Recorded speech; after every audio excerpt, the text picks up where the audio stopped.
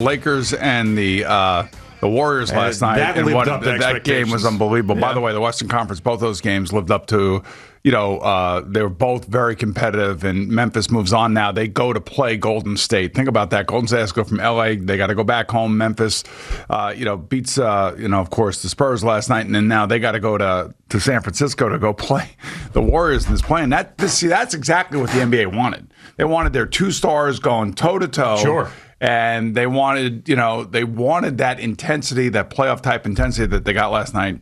And then they won another game with one of their stars still left over, Steph Curry. So I'm exhausted because, first of all, Corey Kluber averaged 11 pitches an inning last night. Mm-hmm. He was locked in. He was throwing strikes. I think he had 71 strikes out of his 101 pitches. A lot of balls were hit right to players. Yeah, they hit hard. Yeah, but they were hit right to players. So you got to have a little luck here and there. Of course. He had 9 strikeouts.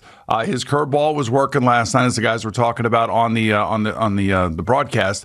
But it was, here's the thing. I interviewed Trevor Bauer yesterday for Game Time. And I asked him about the proliferation of no-hitters and what's the difference between the ball this year and last year. He said, well, the seams may be a little bit wider and the ball may not be wound as tight. And, and he's if you follow him on, and I suggest that all fans should follow him on Twitter? On YouTube. Oh, YouTube. He's got his own YouTube channel. And, I watched about 6 or 7 of his episodes yesterday. He vlogs. It's amazing. He's a vlogger. It's amazing how much he does. I don't know how he finds the time, or I know he's a pitcher and he only pitches, one every 5 days, but it's amazing what he puts out there and what's out there about him. It's nuts, but he's all these pitchers are about spin rate and increasing their spin rate. And maybe the balls are allowing the pitchers to increase the spin rate a little bit more. This year, the shift is taking place. You got to have a little luck. You got to have balls hit at guys. He had 9 ground ball outs last night. He had 9 strikeouts, so 18 of the 27 outs were relatively easy outs, if you want to put it that way. And then when they did get the ball in the air, they hit it right at guys. So it was economical. It was quick. He was all around the plate. And again, his curveball was really working great last night, and they were going after it. Yeah, and I think that the Yankees have to be just absolutely thrilled with this turnaround that Corey Kluber has had. The first couple starts weren't great. I remember saying, man, this is one of those bargain bin situations. It's like Taijuan Walker is for the Mets until he got hurt. Yeah, unfortunately, he ended up on the IL. I didn't think that was going to happen, but he ended up there. Jamison Tyone, not so much. You got to see more from him. But, if Corey Kluber, it's not just this start. It's a couple prior starts. His last 4 or 5 have been pretty damn good. That is a huge boost to a rotation that clearly needs it after Garrett Cole. So, that for him, I can't forget about the conversation about how many no-hitters there were. That's for the rest of the show, probably. I'm sure people are going to have opinions on that, and you're going to get the Yankee fans calling up saying they had season tickets since 1955, and I've been a Yankee fan for 110 years and all of that stuff that we're going to hear later today. But for Corey Kluber individually, that's about as cool as it gets last night. So, I don't know why baseball is so different from one year to another. It really shouldn't be like that. We're changing the baseball. One year we've got too many home runs and people are complaining about that. Then you change it to a point where we've got too many no-hitters. Yes. Is there an in-between that we can sort of find some balance? So think back, because I did ask Trevor Bauer this. I said, maybe Justin Verlander had a point. A few years back when he was complaining about the ball. Yeah. If you remember that. That's right. And, of course, Justin Verlander is still on the IL with his Tommy John surgery. He does not get to pitch in these conditions right now with the baseball, with the shift. Well, he had the shift in Houston, of course. And then, of course, maybe these batters are all about launch angles and hitting home runs. I'm sure that's part of it too, yeah. And the balls are dying at the warning track. Yeah. So it's a really unique thing that's happening right now in baseball. Really unique. And, batting averages, when you take a look at the Mets, the Dodgers, the Mets now because of all the injuries, but on top of that, even when they did have a healthy lineup, they weren't hitting. The Yankees really weren't hitting. The Dodgers aren't hitting. So it's not like it's confined. It's a league-wide thing. It's a league-wide thing. So I know it's great, and you see how the players react to the no-hitters. I think for the players and for the pitchers that have to go 9 innings, which is, that doesn't happen a lot anymore, simply because of analytics and taking guys out. But the fact that they go 9 innings and get no hit, that it's still a big deal. It's still a big deal for the pitcher. It's a big deal for the players on the field. they all understand what the pitcher just accomplished, especially as economical as Corey was last night. And let's face it, he missed the perfect game by one batter. Yeah, I know. The third inning walk. And that pitch that he threw, that ball four, was actually a strike in the box on TV I last got to tell you, watching the Mets and the Braves, I don't know what the umpires are looking at. It's so inconsistent. It's every night. It's every night. Met guy gets up there 2 inches inside, strike. Yeah. Brave guy gets up there 2 inches inside, ball. I mean, like, it's so frustrating, and especially when the box is up there. Yeah, it drives you nuts. That's why you need the robots. We've talked about it. I don't know. I think you need somebody to yell out. I think the referees, the umpires actually serve a purpose for mental health of the players and the managers on the field. They're the ones that everybody yells at. Well, I'm not saying blows off steam with. Yeah, but there's other calls that they could screw up in the field. Yeah, I don't want I want the umpire behind the plate.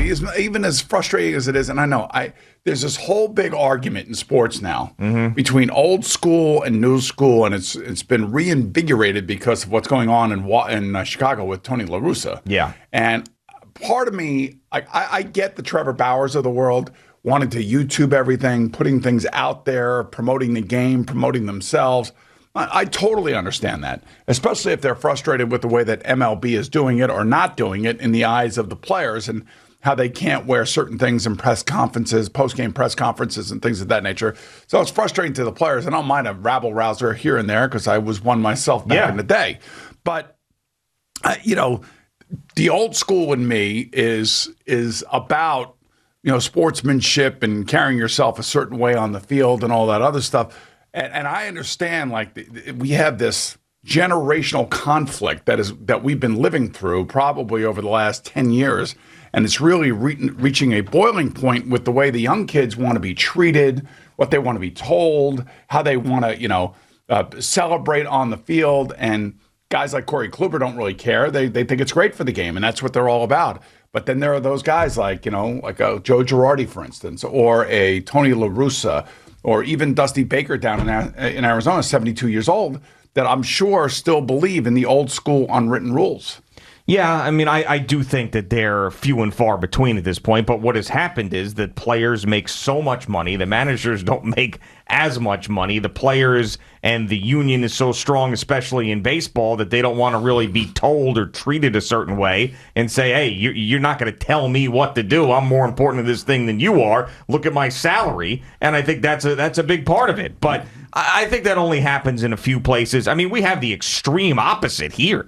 I mean, Luis Rojas and Aaron Boone, the extreme opposite of Tony La Russa and Joe Girardi. Yeah, they're more communicators. They're more. The players never done a bad thing on the team ever. Yeah, I know that, and they don't want to go after them publicly. The interesting thing, Ronnie and Gary were talking last night about Luis Rojas and his role, and given the fact that they have all these injuries, and he's got to put a 9-man team out on the field, and he's got to figure out batting orders and who's going to play, and look what they're playing with, and how many strikeouts and all this other stuff. Gary basically said what we've been saying for years, and I think, and he said this many times before, so I'm not saying that we said it first or he said it first, but again, he hammered home the point that, the manager doesn't really have anything to do with the lineup anymore. Oh, of course. Yeah, we all know. Yeah, right. It's the geeks upstairs, the analytics geeks. Sometimes they're not even upstairs. Sometimes they're like in the clubhouse. They're telling the manager, this is who's playing against this pitcher, and here's your lineup. And then in-game adjustments and the way that the team is, getting ready before the game and the things when they go over scouting reports and things of that nature is really where the manager does have his impact. So I don't know. It's just baseball's in a weird spot right now. It is in a really weird spot. I don't know. So the things that I can't stand right now about baseball is, one, everybody gets hurt with injuries. I mean, it's just everybody's always out. And I know that we're seeing it with the Mets, and it's probably right in my face, and that's why it's on my mind. The Yankees, too. In the Yankees, we've seen it over the last couple of years. It's just a hamstring injury after quad injury after side tightness. They just lost their best player, Mike Trout. Yeah, it's crazy how many injuries that we see in Major League Baseball. And the other thing is, here I was complaining about how I thought that there were too many runs scored, too many home runs, and now I find myself complaining about how nobody hits. And I'm thinking to myself, is it me or is it Major League Baseball that just went too far extreme with the baseball? I mean, what do you want? What do you want as a fan? I never thought about it when I was a kid, and now I have. And now I think about it. Yeah, but I'm just telling you, I'm a guy. I don't want to have to think about it. I love the fact that a guy is going to go 9 innings and no hit a team. Well, I still think that is an incredible accomplishment, especially in today's age, given where a lot of these pitchers don't go more than 6 innings. I feel like I want it to be like pre-steroid era baseball.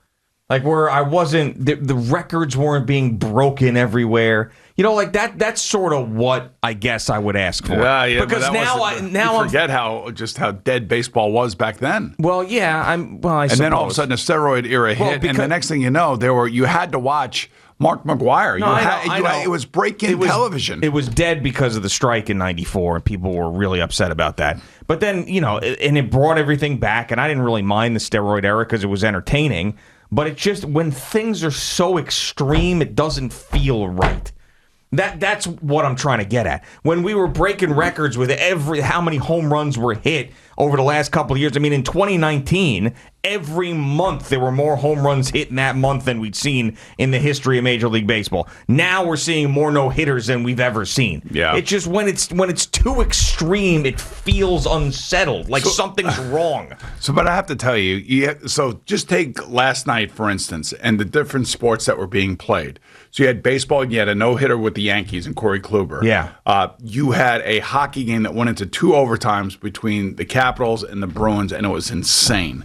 And then you have the game between the Lakers and the Warriors, and you have Steph Curry and LeBron James going toe-to-toe. Did you see the 3-point shot that LeBron James hit? Did you see Steph Curry's glare at him after he hit it? Like, are you kidding me? That's right, what but I do. I figured that Steph was going to do it back to him. Yeah, I know, and he did not. And he didn't. But the point being is, like, last night, it was like you got your money's worth. If you were a sports fan for 3 different sports, you got your money's worth and then some. No, it's a different, for sure. That's a different argument. I'm entertained. I'm just in a weird spot with baseball right now. Dude, I can't. Aren't you in a weird spot? Are you in a weird spot with baseball too, or is it just me? Well, I don't know. It's interesting after talking to a few of these guys for Game Time, and Trevor Bauer in particular yesterday was really, was kind of eye-opening about the way he pitches, what he tries to do, what he's thinking about, and then you think about the baseballs and spin rates and all that stuff. I got into the weeds with him with all this. I mean,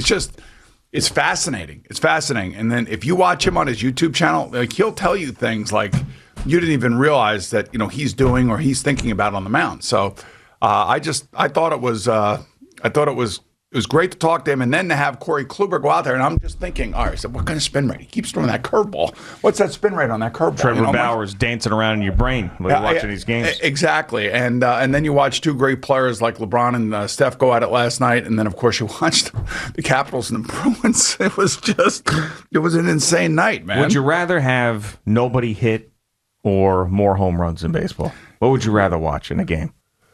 I love a great, like, if it's Jacob deGrom's going to throw a no-hitter this year. I'm telling you. I thought to me, he has to. Right, and by the way, Trevor Bauer couldn't have been any more respectful and kind and complimentary to a pitcher other than Jacob deGrom the way he was yesterday. Oh, how could you not? I know, but the point being is like the science of pitching in his eyes and the way that Jacob goes about his craft was something that he lauded and rightfully so. I mean, we all do and we all see it. But, it was, I don't know. I want to see Jake throw a no-hitter. I really do. Or maybe even Marcus Stroman throw a no-hitter. I'd love to see that. I mean, he's a ground ball pitcher. He may be able to throw one. I would think that we're going to see a number more of these things. Didn't David Peterson start off with 10 retired last night? And then all of a sudden, but he has a problem. And Ronnie said it last night. So he's not a finished product yet. So, and I'm saying to myself, what does that mean? And I'm assuming that it's a lot like a rookie quarterback where they can make certain plays in certain moments, but then the moment comes, and because they haven't experienced the moment at that level, they don't know how to get themselves out of it. And maybe that's where Peterson is still learning what it takes to complete 6 innings and finish the innings off and not let them get away from him with 2 outs. Which is what happened last night. So I don't know. Last night was unbelievable. It was as a sports fan watching what I saw last night and not being able to sleep was exactly what I would want and what I would want to see. I'm sorry. Yeah, and more of it to come, which is great, and more local Holy God. to come, because we haven't even seen the Knicks yet or the Nets in the postseason, and that is going to happen. And then we got the Islanders tonight. Over the weekend, and you got what is going to be great. It's going to be special because we'll see the Coliseum relatively full that tonight. place is going to be a madhouse. So that's going to be very, and that very should cool. be great. It should be great for the players. Should be great for both teams. And it'll be great to see from our perspective. And really, the Garden will be the same kind of situation on Sunday. Yeah, no, absolutely, of course. Thank you for watching. Please like, comment, and subscribe. And don't forget to hit the red bell so you're notified when we have new content.